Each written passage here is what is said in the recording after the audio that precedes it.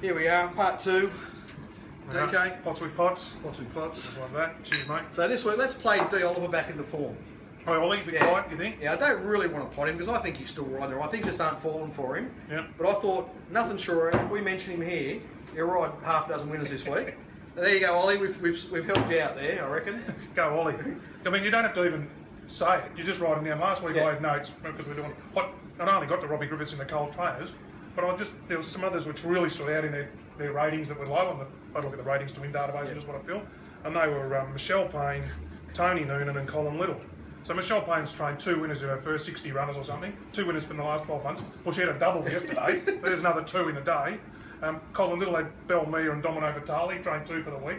Tony Noonan had Steel and Madrid win on Wednesday. So you don't even have to say it. Just make negative. Think it. Yeah, just think it. So it's unbelievable. So it just shows you, mate. I'm just lucky we've cured about all that potting and stuff because you just know what'll happen this caper. Well, I had one yesterday, DK. Look, so I've done the race, and really, my first cut, there was 3 main chances. Okay, 1 ridden by Luke Nolan, 1 by Chris Simons, and 1 ridden by Rose Pearson. Okay. So I've sort of know which way you've headed there. I've moved Rose away Pearson, from Rose. I've gone a couple of turns out, and I honed in on the runner ridden by Chris Simons, which was called Booze Free. Rose Pearson riding Hard to Kiss, and I've had something on Booze for a dry biscuit. No, I've had something on Dry Biscuit, Luke Nolan. Luke Nolan, right.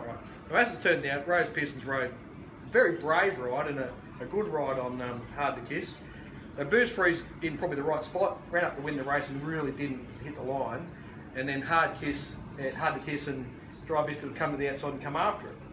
So Hard to Kiss has got to Booze Free, and Dry Biscuits ran up probably 50 yards from the line, I would say just about headed Hard to Kiss. And in the last 2 strides of the race, it's actually like it's probably got half a head in front. Dry Biscuits decided it wants to take a chunk out of Hard to Kiss. Head's come straight in and tried to bite it. So on the photo, it's got beaten a millimetre. On the photo on the line, Luke Nolan's a full head in front of Rose Pearson, but Hard to Kiss has got a margin of about a millimetre because Dry Biscuits' head's gone that way. Decided it wasn't hard to kiss. On the line. Easy to bite. So, just what a game it is. That's right. Brutal. What a caper. Okay. What a caper. What can you say? Just move on. Move on. That's another race.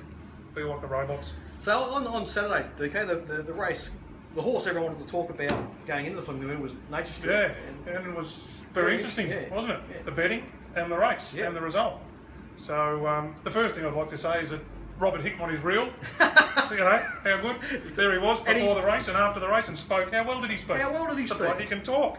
So he could have been speaking all along. Yeah. And it wouldn't have been a problem. If he had spoke once early, the media people would never have been interested in him again. Yeah. They would have probably wanted to hear from Lloyd or Nick if they could. Yeah. Because they would have probably had more to say. Yeah. But like the guy is obviously not afraid of talking. No, he was confident. There we go. So that was good. Yeah. That was funny. But so where is this bloke? Here he is. He can talk. So the betting said that to me the computer models had them a lot closer together than what say form assessors would have had them. Yeah. And hard in the market, Presidu. I just could feel that Presidu's going to get close to this horse.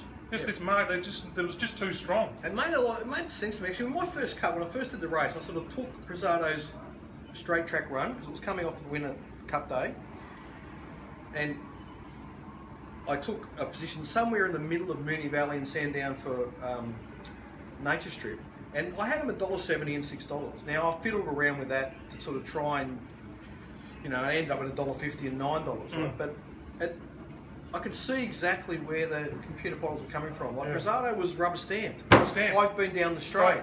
And they love apples to apples. The computer model just learnt that. They love apples to apples. And also the straight races are their own island. Yeah. And 1,000-metre races are their own island. Yeah. So this horse, Nature Strip, I mean, you could easily, everyone did different. We've got a set of prices where someone gave him that Sandown rating and said he's just a complete moral.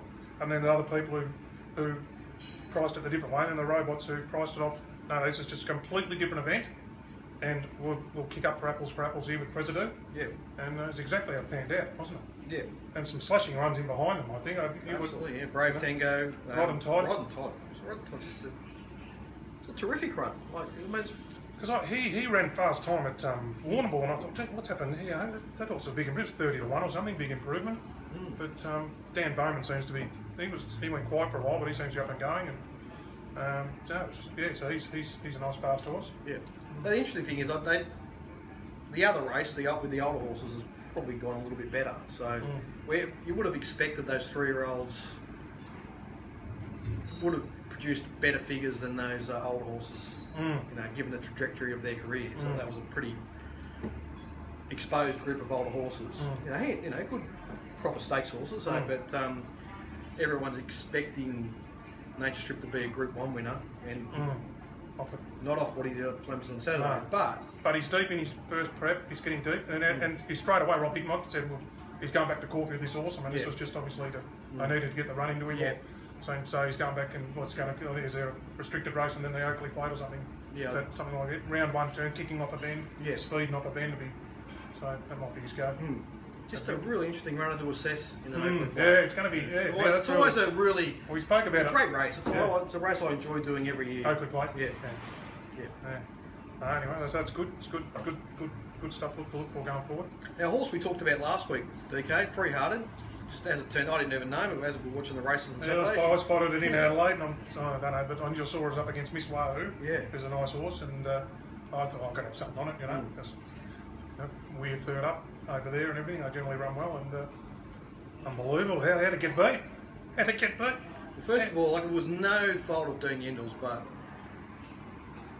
Jamie Carr sort of outrode him. Sort of. Well, it's worked out better for her, I suppose. She had the inside draw and it opened up, and he had to sort of come back around a horse that was good. The outside, he was 1 by 1, and the outside lead horse come back on top of him. He had to go back and around, and it cost him. But then she closed the gap really quickly to Miss Wahoo, and you thought, well, this is over. Oh, hit the front. Miss Wahoo's kicked back. I reckon. How often does a wheel horse get beat like that? So it just shows you how good the camp and the jock are going. Of Tony McAvoy and Jamie Carr, really. That's what it tells me. That's a nice horse, but to get that, to kick back and beat a wheel horse with 4 links to third or something. I was doing some ratings this morning for Kilmore last week, I think it was, and I noticed that the horse that Free Hearted, and one of the horses you beat was under the scenic one last week. I just looked at the format of that race because they're races that aren't really my race. But I know there've been some winners out of that kind of race. You get involved with any of those? Or? No, not really. No, not really. It was too short for me under the sea in the end the other day. There was one prior, one at Stall, I think, at about $9. I'm not sure which one it was. I can't remember what it was anyway. Having said that, that Stall race, the Black Machine race at Stall, which was the weird race, the Black Machine was $2.70 to $11. That form's holding up because it was a good solid race, as you like.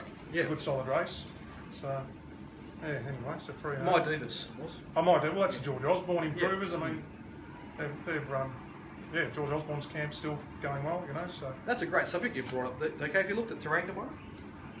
I run my eye over it. I'll do it properly. So what we were talking last week, you sort of getting involved with some of these horses off their maiden wins.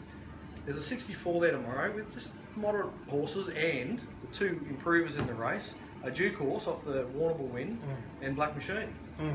Well, off the top of your head, what would you think? 1,200 metres at terrain, nice big track. Yeah, I'll be Black Machine. I'm not sure Duke horse was the oldies at Real at the other day. It was good, and it's you can't deny the times, but I don't know. It's the Warrnambool, them swooping down in the best ground at Warrnambool off the good speed. I know those cattle are beat, and I took one of them on at Camperdown, and its rating fell away from what it did in that race. 4-year-old plus maidens, I'm wary of. Running time. There is a mare in the race. Anyway, she's got quite a decent record coming for substandard run in Adelaide, but in a hard race, so she's a bit interesting. And the other trick with the race is it is an apprentices only race. They're always tricky, so I won't be targeting that race for my subscribers. But I had a quick glance at the race. I didn't really do it properly because of apprentice riders and everything else. But I thought so. Duke Horse has basically gone up 7 to 4, but Sportsbet like it. They went up 6 to 4, and they went up. I love the raw time. They went up way longer. Black Machine, and I thought the price they're betting Black Machine, which was $5, I thought is a very attractive price. I mean, that was superb. I mean, he got held up on the turn. It was a superb win. And I said to some Matty Taylor on Twitter, because he was on second and third Caribbean Wonder and Revelist, and he said, oh, brutal. I said, wait till you see the sections. I said, this happens to me a lot. That wheel was will run the best last 4 and 6 of the day or something to beat you, and there it was. And the best last 800 by about a second and a half. Yeah. It's just huge. So I'm saying that race, take Black Machine out of it, just because it's like an outlier in that race. It's not. It doesn't belong to that race, Black Machine, because it didn't really participate in it. It's at back in the field, just come to the outside and sail down. The rest of the race is what you have to look at to assess it. So the rest of that race has actually gone pretty well. Yeah, the only one that's failed at it, I think, is Drusilla, but she went up sharply. She went up sharply distance, and then they wanted to take a sit on. All the other horses out of that race ran well at Ararat yesterday. Ararat, there was a winner. So you say that race it's getting to a decent level, which is not far off what Duke Horse did at Warrnambool.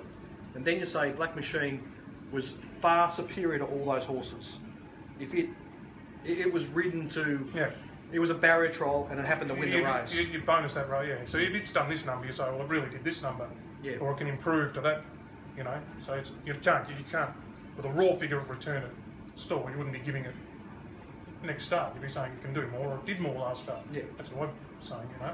If it did 87, it really did 89 or something. I'm saying it did 88, and I'm saying 94 for tomorrow. I'm saying up 3 lengths. Yeah, especially going to a track like Terang. Bloody interesting. It was the exact same conversation with Justin this morning about that, and we're talking about the time, because when we were at Reeds and Sportsbet with the same database, the time was entrenched in us. Yeah. You know, running time, and it's not always the thing. So now I'm looking at Duke horses running. You know, I'm saying, well, Dodge the Hounds and the things you beat. You know, Party Tigers, none from 15 and things like that. How well, you know, it's just, you know, like Caribbean Pearl on the same day ran a lot slower, but Caribbean Pearl went to town and it's just got picked there on the terrific run. Yeah, so it's just.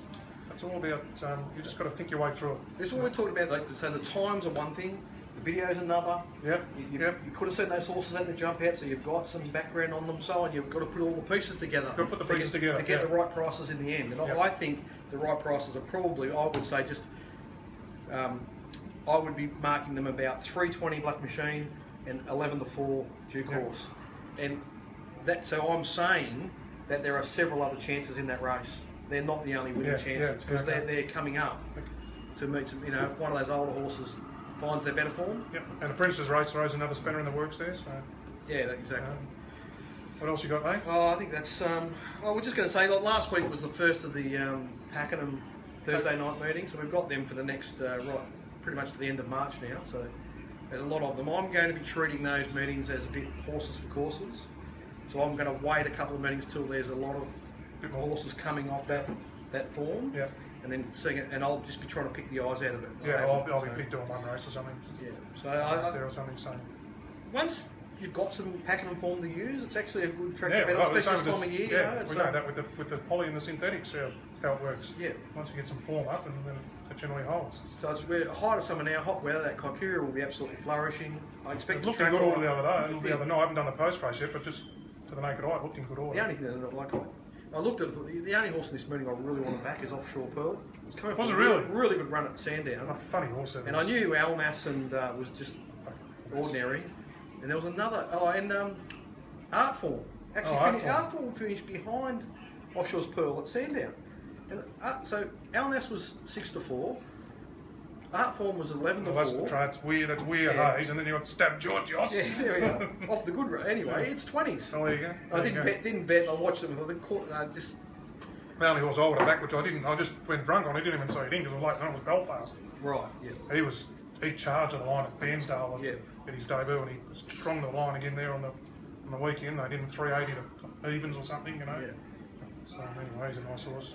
So we've got that, and then we've also got the Moonee Valley Friday night meeting starting again this Friday, and they go through right through. Are they every second week, or when have we still got to put up with Cranbourne? No, I think Cranbourne there's a couple early, but for the most part they'll be Moonee Valley meetings. I think there's 2 missing, but the rest of the Friday nights are Moonee Valley. So for my punters, what I'll be trying to do is get the interim set out by lunchtime on Friday for the Saturday meeting, and then when there's a Moonee Valley Friday night meeting, spending the afternoon, I'll go out and walk the track and target certain races at the Moonee Valley Friday night meetings. So I'll try and be more comprehensive this Friday night because of the Wednesday meeting is so poor, but I think that Moonee Valley track is just in such great order that it's silly not to bet there as much as we can. So over the summer. Yep. That's about it on my list. DK, the only other thing I'll say is it's just been interesting to see there's been quite a few unheralded trainers winning races recently in town. Comrade Ned and one for later. Summertime, But, yeah, just it's an opportunity for them, isn't it? Yeah, So you should before the ramps up in February. this time of year we shouldn't be scared to back unnamed trainers if the horse has the right sort of platform and form. Yep. So, Comrade Ned was definitely findable there last. Speaking of that, the unheralded, I mean, we've had a problem, which I've spoken to a couple of people about and asked me about, is Jay Duffy. And the Hayes horses, and Twilight Song was a perfect example. What do you prize it with him on it? What do you prize him with him not on it? Now, as I've said, I think I said to you and I said to the old mate, what I've noticed is, and it's caused me a lot of aggravation, I've done a lot of money taking him on in the last 2 months, right? Hayes has made it, since the Sandat thing and the getting back at Moonee Valley, he's making it very simple for him. Everything's going forward. Yeah. If J Duffy's on, they're going forward. Right. Making it, just keeping it nice and simple for him. Back pocket plumber. Yeah. You're doing the work, so everything is going forward. So I think if you limit, he's not going back on anything. So I think, I think we can. I just respect now. If there's money, or if you like a racehorse, J Duffy's on it. He's going forward. That's good info, DK. Because I mean, I did that horse's jump out, and I thought I really. And then you see J Duffy on a barrier rate or something. But I sort of did it and went, well, with him on it, I've got to mark it like $5, thereabouts, you know. And it was $4.80, so like I'm just not getting involved in the race, better off not. But then they're going into the gates, and it's $8. $8 on Betfair, and I've got to have something. Anyway. They're nice horses, all those. Anyway, there we go, punters. All right. Hopefully everyone's enjoyed that, and we're going to go and have some lunch now. So see what happens if we. Matt Stewart wants to talk. We might come back for a part 3 with Matt Stewart if he wants to. I'll get the club punching gloves on. See you, punters.